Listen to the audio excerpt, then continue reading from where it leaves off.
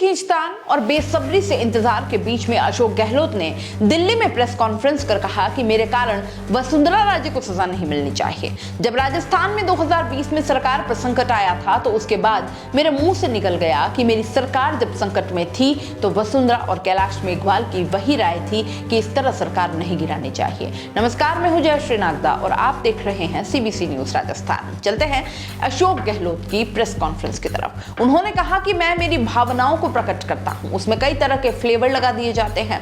वसुंधरा के लिए कहे बयान में भी ऐसा ही कुछ हुआ। टिकट वितरण को लेकर मतभेद से इनकार करते हुए उन्होंने कहा कि सचिन पायलट और मैं टिकट के सभी फैसलों में शामिल हैं। हम सारे मतभेद भुला चुके हैं। पायलट के सारे टिकट क्लियर हो रहे हैं। मैंने एक भी सीट को लेकर ऑब्जेक्शन नहीं किया। कांग्रेस में सीएम उम्मीदवार कभी मुख्यमंत्री नहीं बनता। राजस्थान में वापस कांग्रेस सरकार बनने की स्थिति में क्या वापस गहलोत सीएम होंगे? इस सवाल का जवाब देते हुए गहलोत ने कहा कि कांग्रेस में कभी मुख्यमंत्री का उम्मीदवार नहीं बनना चाहिए। जो उम्मीदवार बनता है वो कभी सीएम नहीं बनता। मैं जब सीएम बना था उस समय उम्मीदवार नहीं था, मुझे सोनिया गांधी ने चुना है। उन्होंने कहा कि मैं पहले भी कह चुका हूं कि सीएम पद छोड़ना चाहता हूं, लेकिन यह पद मुझे नहीं छोड़ रहा और यह छोड़ेगा भी नहीं। कुछ तो कारण होंगे कि हाईकमान और गांधी परिवार मुझ पर इतना विश्वास जता रहे हैं। गहलोत ने कहा कि प्रधानमंत्री नरेंद्र मोदी खुद को फकीर बताते हैं, मैं उनसे बड़ा फकीर हूं। उन्हें यह दावा नहीं करना चाहिए। मैंने आज तक जीवन में 1 इंच जमीन नहीं खरीदी। उन्होंने central board of direct tax के चेयरमैन पर आरोप लगाया कि उन्होंने टाइम देने के बाद भी मिलने से इनकार कर दिया है।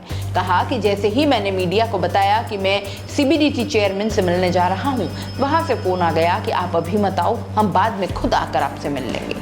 गहलोत ने दिल्ली में कांग्रेस के मुख्यालय में प्रेस कॉन्फ्रेंस में ये आरोप लगाए हैं। उन्होंने कहा कि आचार संहिता लगने के बावजूद ईडी इनकम टैक्स विपक्ष के नेताओं पर छापे डाल रही है। इसका मतलब यह है कि आप एक पार्टी को फायदा पहुंचा रहे हो। केंद्रीय एजेंसी का जमकर दुरुपयोग किया जा रहा है। इससे इन एजेंसियों की साख खतरे में है। अब ईडी राजनेताओं के यहाँ घुसने लग गई है। पहले जांच होती थी और उसके बाद अगर कोई मामला बनता था तो ईडी जांच करती थी। अब तो सीधे नेताओं के यहाँ ईडी के छापे पड़ रहे हैं। इसलिए मैं सीबीडीटी चेयरमैन से मिलना चाहता था।